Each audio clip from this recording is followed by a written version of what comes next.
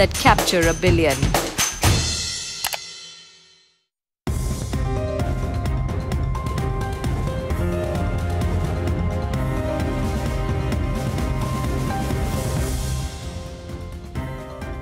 Thanks for joining us on Parliament. This is Bloomberg Quint. I'm Harsha Subramaniam. Good afternoon. I'm Meera Dugal. Let's get you the headlines. The Nifty and the Sensex snap a gaining spree after the Fed hikes rates for the fourth time this year. The FOMC members maintain a generally upbeat outlook on the US economy, even as they trim their own projections for future rate increases. The government tables a second supplementary demand for grants in Parliament, seeks to spend an additional 86,000 crore, nearly half of which will go into bank recapitalization. Metal stocks are under pressure after the Trump administration says it will remove financial restrictions on Rusal, triggering concerns over a supply glut. And Flipkart is willing to acquire a content creator as it looks to launch video streaming services, says Group CEO Kalyan Krishnamurthy.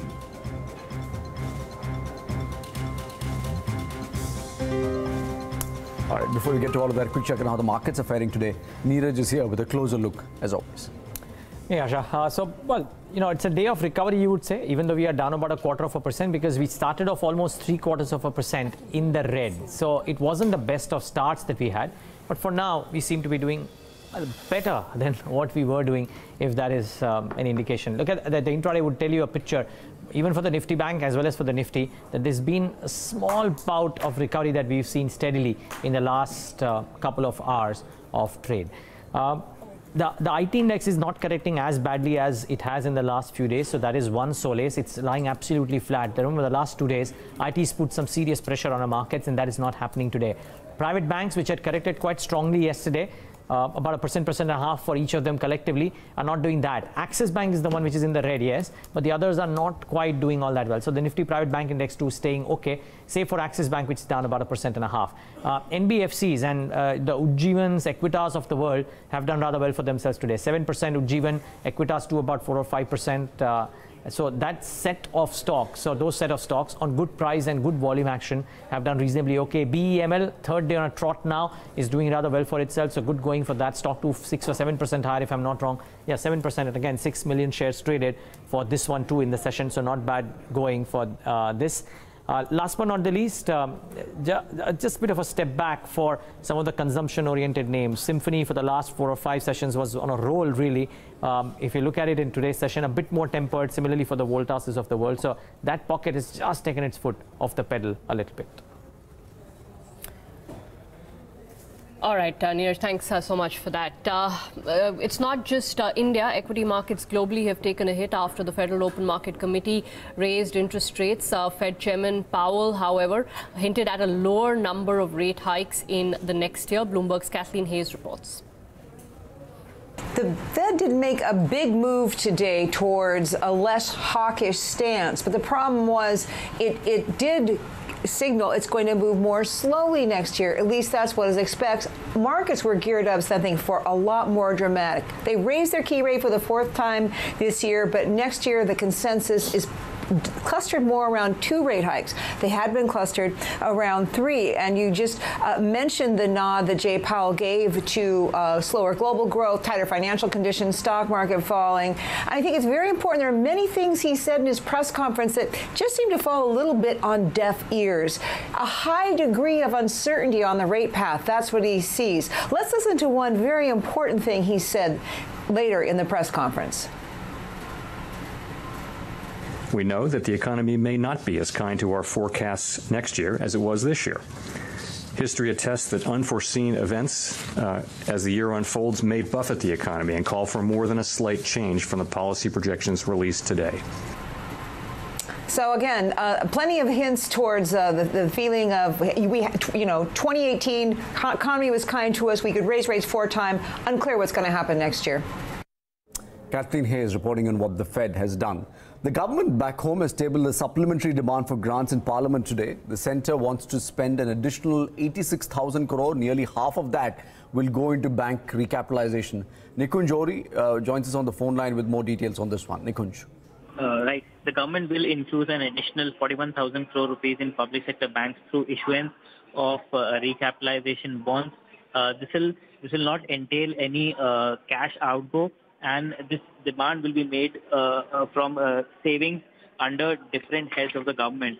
Now, some announcement, there is the finance minister also is expected to make some announcement later during the day, and it's not clear whether breakup for individual banks will be given, but some announcement on this is expected.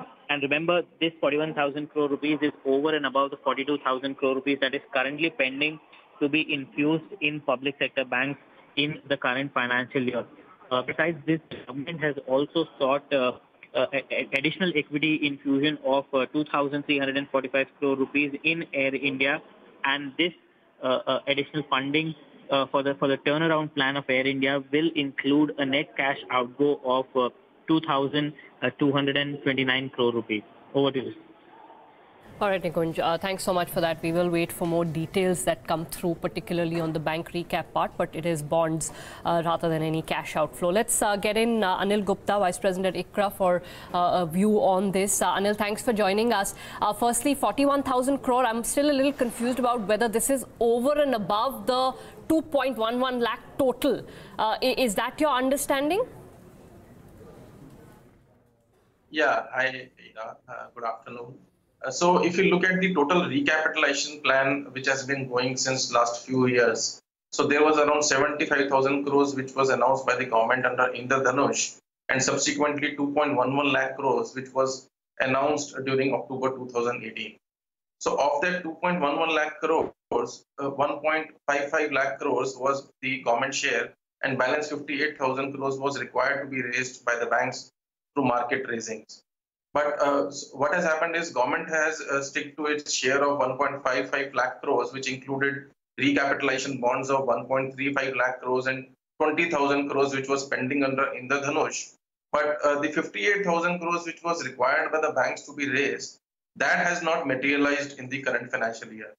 So effectively, if we look at the 41,000 which is being announced today, is nothing but to plug the shortfall which has happened because the banks were not able to raise capital from the markets. Okay, so Anil, just to clarify that, so we had that 70-odd thousand which was under Indradhanush, and then 15 or so of that, was 18 I think, was taken ahead into the 2.11 lakh crores. So if one looks at total recapitalization, it would be closer to say 2.5 to 2.6 lakh crores since 2015.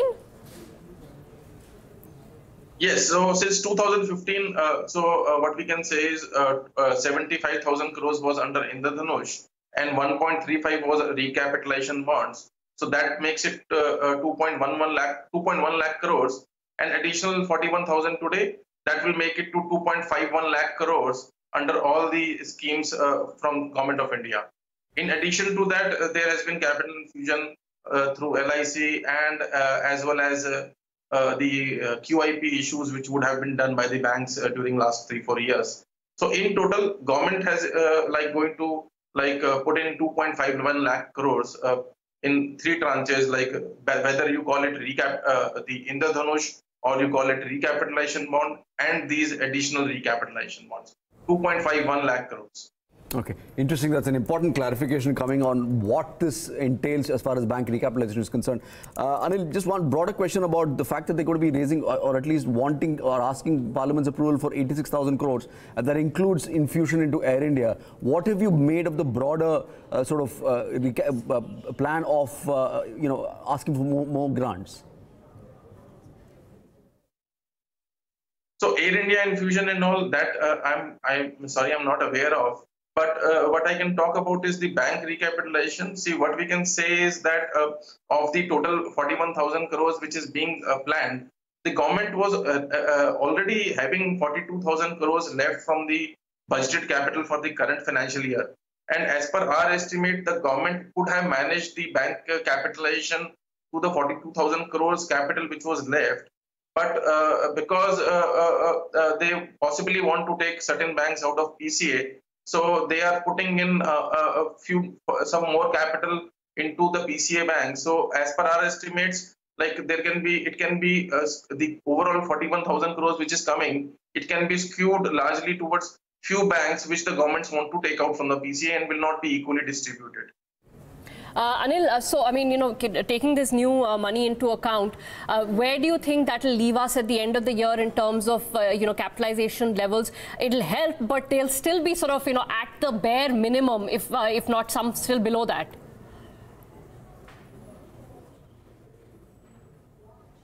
Yeah, so what we think is that because there will be a slightly higher share of capital infusion towards certain banks, we will see certain banks which currently may be under PCA may come out of the PCA by having a capital ratios much superior than what is required to be included in PCA framework.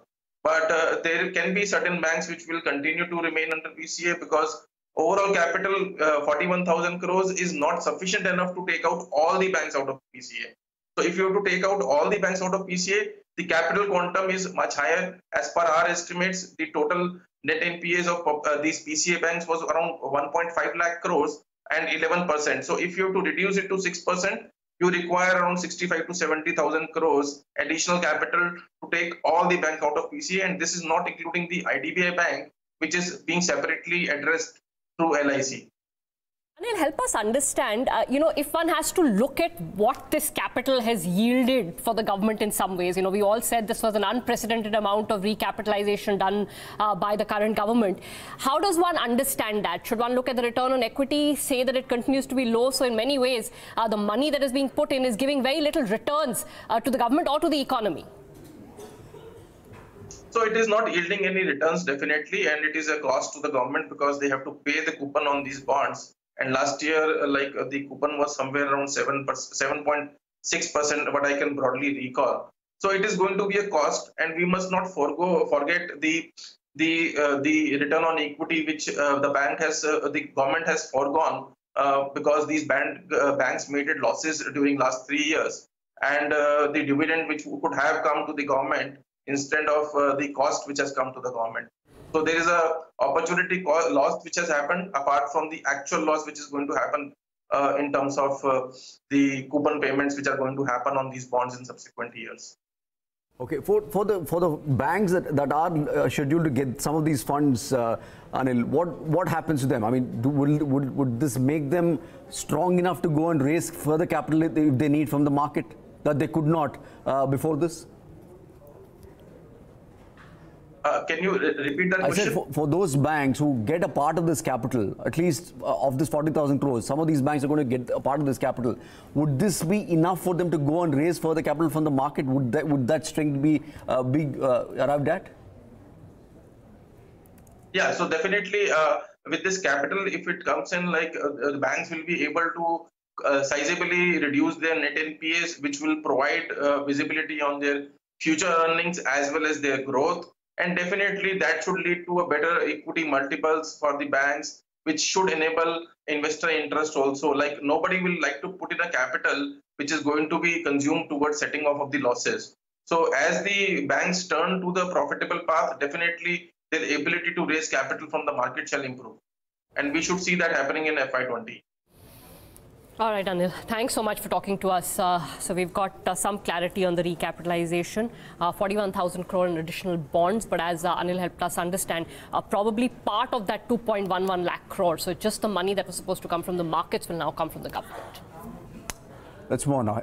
Hindalco and Vedanta are among the top Nifty losers that are in fact or part of the Trump administration is ready to move sanctions on Russia.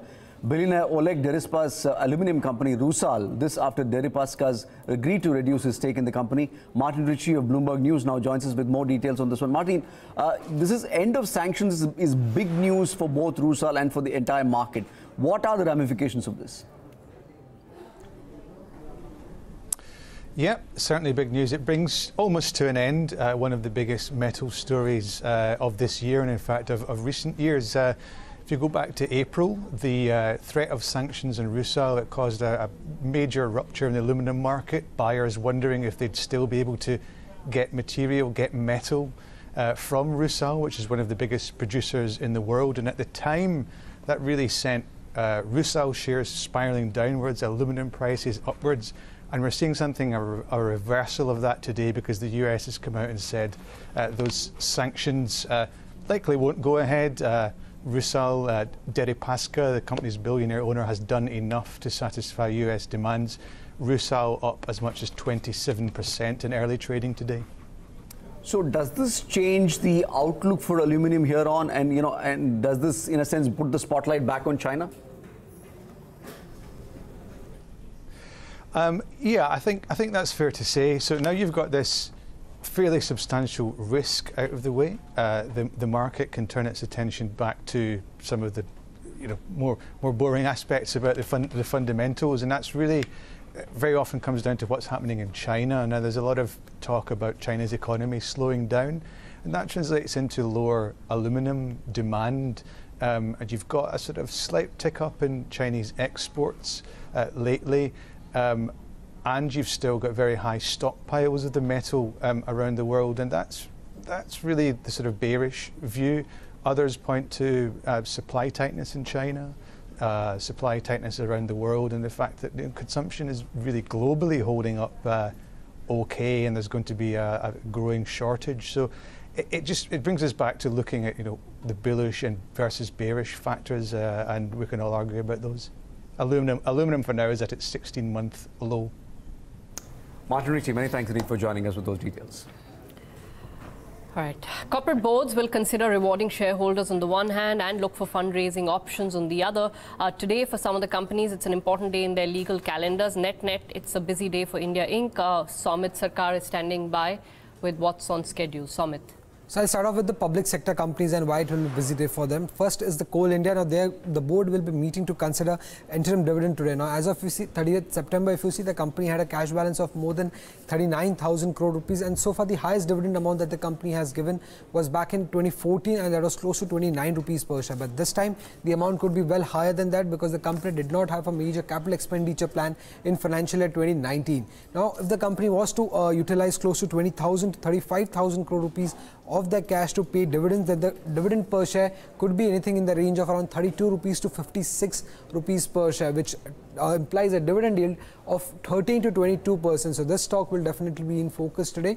The second stock that will be the second PSU that will be in focus will be ONGC, where the board will meet to announce its first ever buyback since listing for the company. Now earlier the company had deferred their dividend plans due to lack of funds and had said that post Q3 they would consider a buyback, but now they are considering a buyback. Now if you see, the 30th September cash balance was close to 167 crore rupees, and through Indian Oil Corporation's dividend and buyback, they are expected to get close to 1,500 crore rupees. So approximately the total cash balance would be close to 1,700 crore rupees post the Indian IOCL buyback and dividend. So the amount is not expected to be much bigger when it comes to ONGC.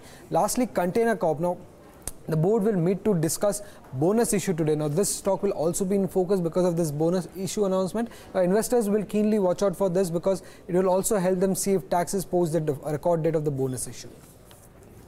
What about private companies? What's on their agenda? Well, a couple of them. First will be Bharti Airtel, where they're meeting to consider fundraising options. So let's see the possible options that Bharti Airtel has when it comes to fundraising. The first option is to take in more debt, but that is unlikely to happen because if you see, the total net debt of the company is more than 1,04,000 crore rupees, while the total their leverage, that is net debt to EBITDA, is close to 3.7 times. Also, Moody's had put the ratings on review for downgrade, so this is unlikely to happen, but a possible option.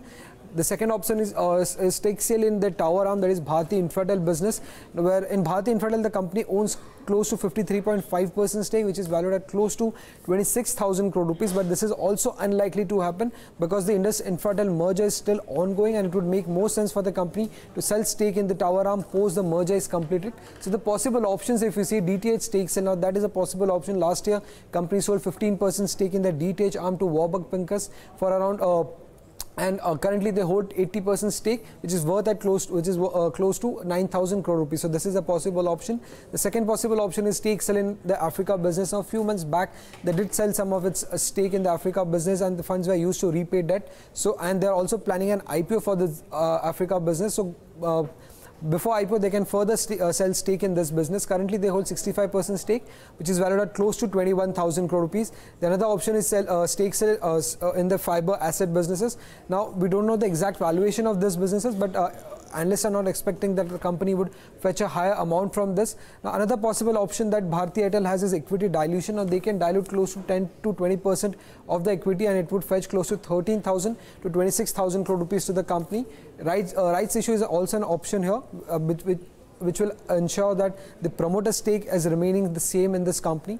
Now, Dr. Reddy, that stock will also be in focus today, because today is the last date for Indigo to file an appeal against the Suboxone case, which was in favor of Dr. Reddy. Now, currently, Dr. Reddy cannot sell this product, but if Indigo fails to appeal for this product, then Dr. Reddy can go ahead and sell this product. And if they appeal against the order, then Dr. Reddy cannot sell the Suboxone product until the final hearing comes in. So, this stock will definitely be in focus. Lastly, in the broader market, Indian Energy Exchange will also be in focus, because they will be considering their first ever buyback since listing. Now, if you see, as of 30th September, the company had a cash balance of close to 400 crore rupees, which is way higher than total net worth of 289 crore rupees. So the amount, buyback amount and size could be definitely higher in case of Indian Energy Exchange, because if you see the 25% of the net worth, that is 72 crore rupees, is just 1/5 of the total cash balance, which is close to 400 crore rupees. All right, Soumen, thanks so much for that. Automakers started off in the fast lane this year, but they hit many speed breakers on the way. The changing dynamics also caused a shift in market share in many segments, especially in two-wheelers. Yatin Mohta joining us with the changing trends. Yatin. Well, if you look at SIAM, they have come out with a data point wherein they publish the monthly sales figure as well as segment-wise breakup. Now, what brokerages and we have tried to do is compile that SIAM data and look at market share for the first 8 months, which is basically the period of April 2018 to November 2018, which is basically including the festive season. Starting with two-wheelers, and the trend here is interesting. Bajaj Auto has gained nearly 200 basis points of market share on the cost of Hero MotoCorp as well as other two-wheeler companies. Now, if you look at Hero MotoCorp, their market share is down by nearly 100 basis points. However, Bajaj has been able to gain traction in the two-wheeler motorcycle segment, where the market share now stands at 18.2% versus a level of 15.9% year ago. And probably this is something good that they're doing as far as the new launches are concerned.